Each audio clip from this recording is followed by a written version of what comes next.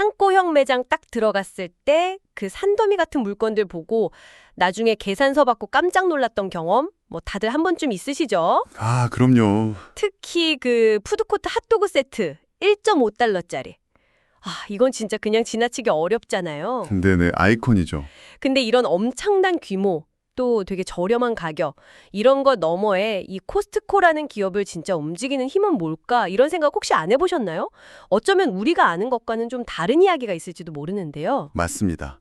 이게 단순히 물건을 뭐 싸게 판다, 이런 차원을 넘어서요. 코스트코 성공 뒤에는 아주 영리하고 좀 독특한 그런 사업 구조가 숨어 있습니다. 아, 그래요? 네, 그래서 오늘 저희가 이 거대 유통기업의 핵심, 한 3가지 정도, 그러니까 진짜 돈은 어디서 버는지, 또 자체 브랜드, 그 커클랜드의 힘이 어느 정도인지, 그리고 경쟁자들이 왜 따라하기 힘든지, 그 비즈니스 모델의 비밀을 좀 같이 파헤쳐보려고 합니다. 오, 재밌겠는데요. 네, 아마 겉으로 보이는 것 아래에 숨겨진 진짜 가치를 좀 들여다보는 그런 시간이 될 겁니다. 좋습니다. 표면 아래 숨겨진 가치라 흥미로운데요. 그럼 첫 번째 퍼즐 조각부터 맞춰보죠. 코스트코는 과연 무엇으로?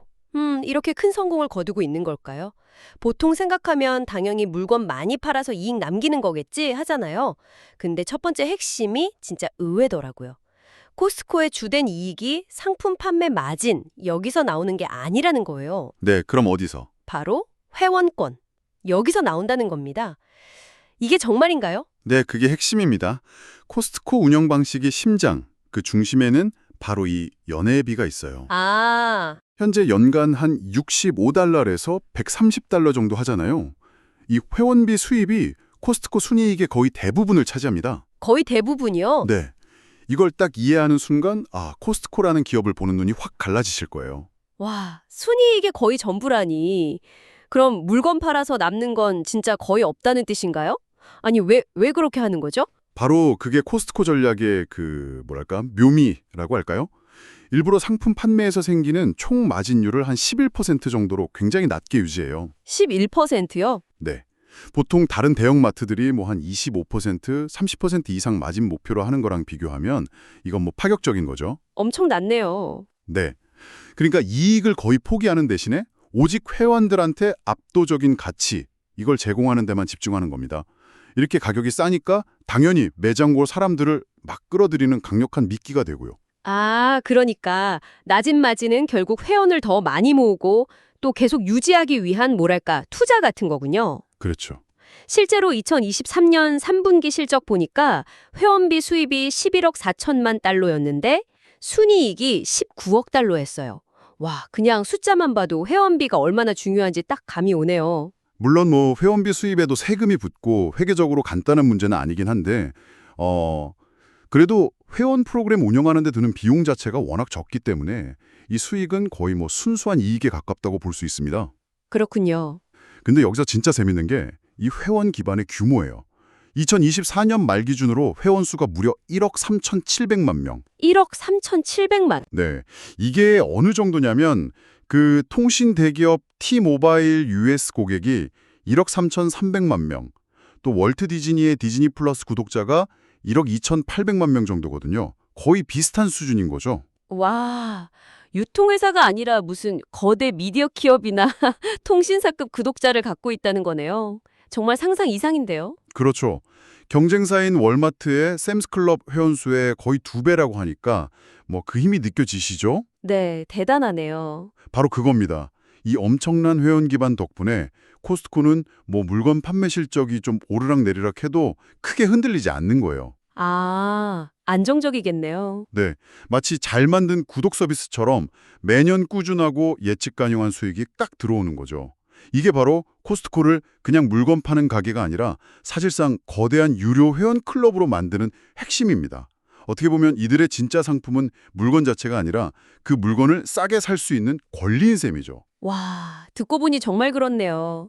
물건을 팔아서 돈 버는 게 아니라 회원들한테 저렴하게 쇼핑할 특권을 팔고 그 대가로 돈을 번다. 발상 자체가 완전히 다른데요? 그렇죠. 근데 이런 모델은 혹시 경기가 안 좋아지거나 하면 회원들이 지갑을 닫기 시작하면 좀 더 취약할 수도 있지 않을까요? 당장 회원비부터 줄이려고 할 수도 있잖아요. 네. 아주 날카로운 지적이세요. 이론적으로는 그럴 수 있죠. 근데 코스트코의 진짜 놀라운 점은 바로 이 부분에서도 나타나요. 어떤 점이죠? 바로 회원 갱신율입니다. 이게 극도로 높아요. 2024년 기준으로 미국하고 캐나다에서는 회원 갱신율이 무려 93%에 달합니다. 93%요? 와, 네, 이건 뭐냐면 회원들이 코스트코 멤버십을 그냥 돈 나가는 비용으로 생각하는 게 아니라 거의 뭐 필수적인 가치로 여기고 있다는 강력한 증거예요. 한번 경험하면 좀처럼 떠나기 어려운 아주 끈끈한 관계를 만들어낸 거죠. 알겠습니다. 그럼 첫 번째 비밀은 풀렸고 두 번째 핵심으로 넘어가 볼까요? 바로 커클랜드 시그니처, 코스트코 자체 브랜드죠. 네, 코스트코 가시는 분들은 이 로고, 정말 지겹도록 보셨을 텐데 저도 솔직히 그냥 가성비 좋은 PB 상품 이 정도로만 생각했는데 이게 그렇게 대단한 건가요? 네. PB 상품 그 이상입니다. 커클랜드 시그니처의 중요성은 뭐 아무리 강조해도 지나치지 않아요. 연간 추정 매출이 약 750억 달러. 750억 달러요? 네. 이게 어느 정도 규모냐면 코스트코 전체 매출의 한 25%, 그러니까 4분의 1을 차지하는 건 물론이고요.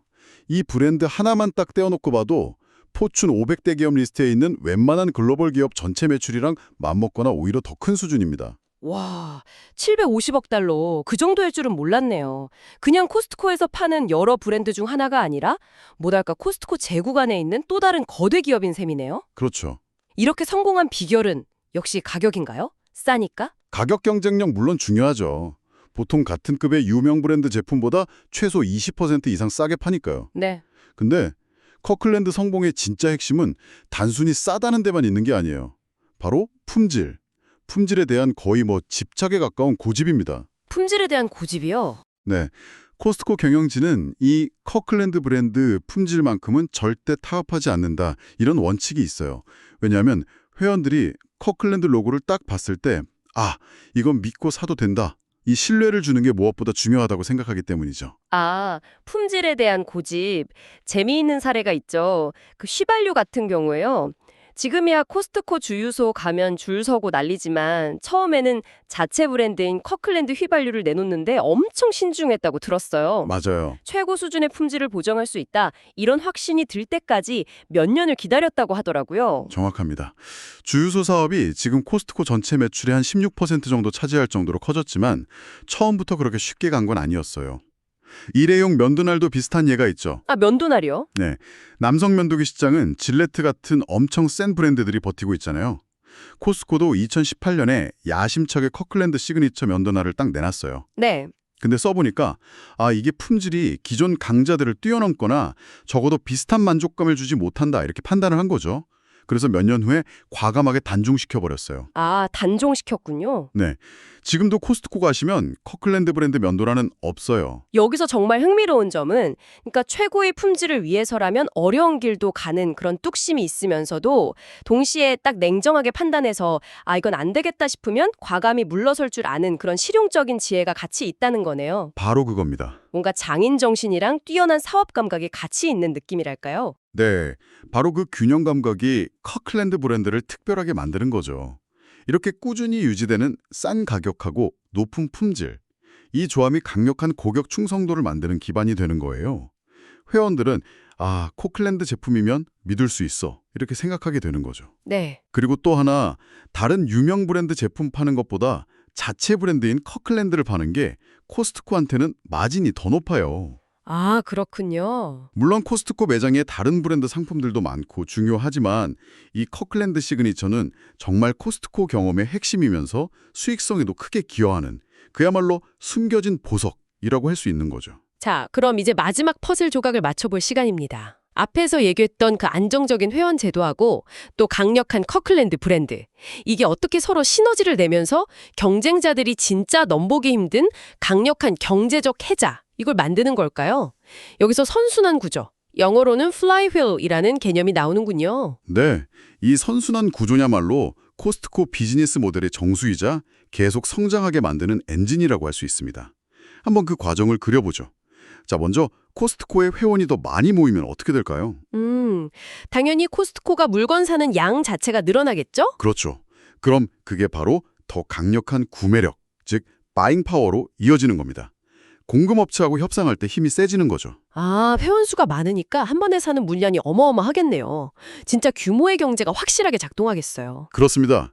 이 막강한 구매력을 바탕으로 코스트코는 공급업체로부터 똑같은 물건을 훨씬 더 싼 가격에 대량으로 가져올 수 있게 되는 거예요. 자, 그럼 이렇게 확보한 가격 경쟁력은 어떻게 될까요? 다시 회원들한테 더 싼 판매 가격으로 돌아가겠죠? 정확합니다. 회원들에게 더 낮은 가격이라는 혜택으로 고스란히 돌아가는 거죠. 그리고 이 파격적으로 낮은 가격은 코스트코 멤버십의 매력을 더 높여서 더 많은 신규 회원을 끌어들이는 강력한 요인이 되고요. 아하, 그래서 선순환이군요. 네, 회원이 들면 구매력이 강해져서 가격이 싸지고 가격이 싸지면 회원이 더 늘고 이 사이클이 계속해서 뱅글뱅글 도는 거네요. 맞아요. 정확합니다.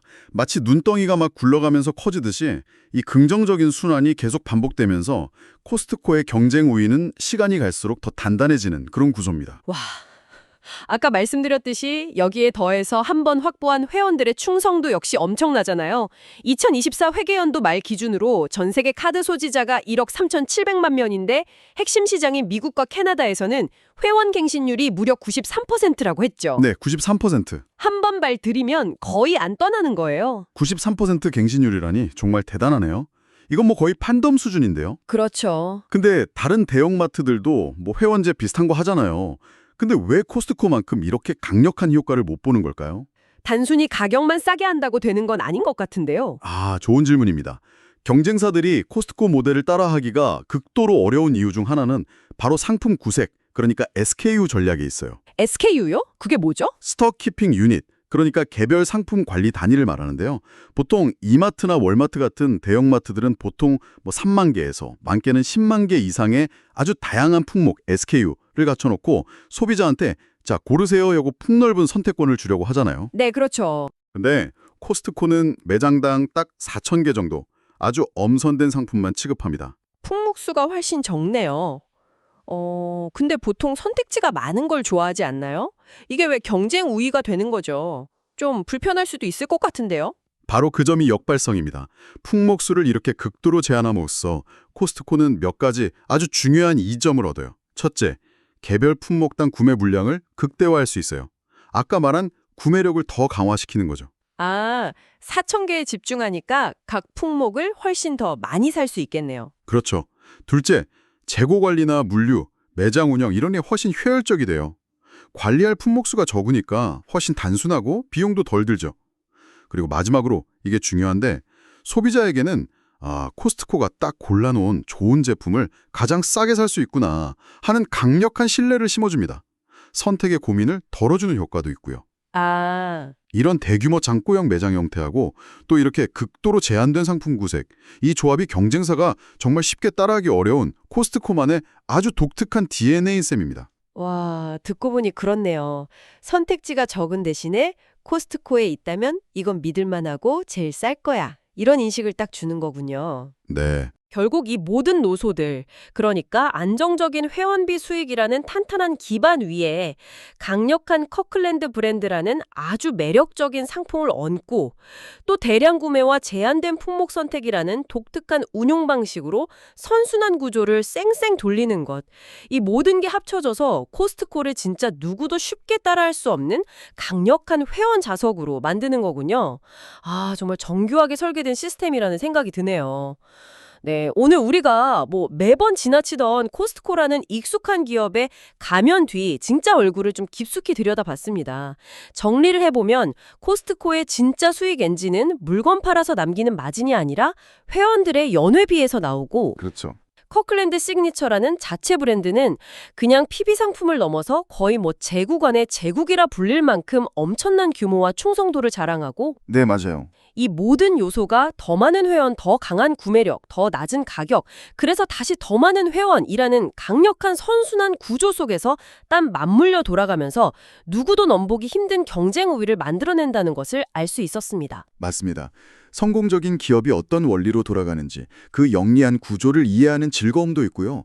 혹은 단순히 다음번 쇼핑을 위해서 좀 더 현명한 소비자가 되는데 관심이 있으신 분들께 오늘 이야기가 좀 흥미로운 관점을 드렸기를 바랍니다. 네. 이게 단순히 특정 기업의 주식 투자 가치를 따지고 이런 걸 넘어서 우리 주변에 너무나 익숙한 이런 거대 기업들이 실제로는 어떤 방식으로 움직이고 있는지 그 작동 원리를 이해하는 것 자체가 세상을 보는 시야를 넓혀주는 의미 있는 경험이죠. 맞아요.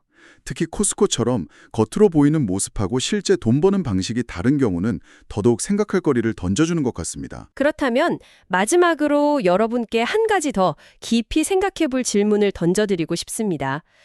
이렇게 독특하고 강력한 진짜 털웅성 같은 비즈니스 모델을 만든 코스트코지만 과연 이게 미래에도 영원할 수 있을까요? 예를 들면 아마존 같은 거대 온라인 기업들이 막 밀고 들어오는데 오프라인 중심의 코스트코 모델은 앞으로 어떻게 변화해야 할까요? 그렇죠. 혹은 창고형 매장의 좀 불편함이나 제한된 상품 선택 이런 거에 익숙하지 않은 젊은 세대가 이제 주요 소비층으로 떠올랐을 때 코스트코의 그 강력한 해자는 여전히 견고할 수 있을까요? 더 나아가서 오늘 알게 된 이런 숨겨진 이야기들이 다음번 여러분이 코스트코 카트를 밀면서 그 넓은 통로를 지날 때 매장을 바라보는 시각이나 쇼핑하는 방식에 어떤 변화를 가져올까요? 한번 스스로에게 이런 질문들을 던져보시면서 코스트코 너머의 비즈니스 세계를 탐험해보시는 것도 아주 흥미로운 여정이 될 것 같습니다.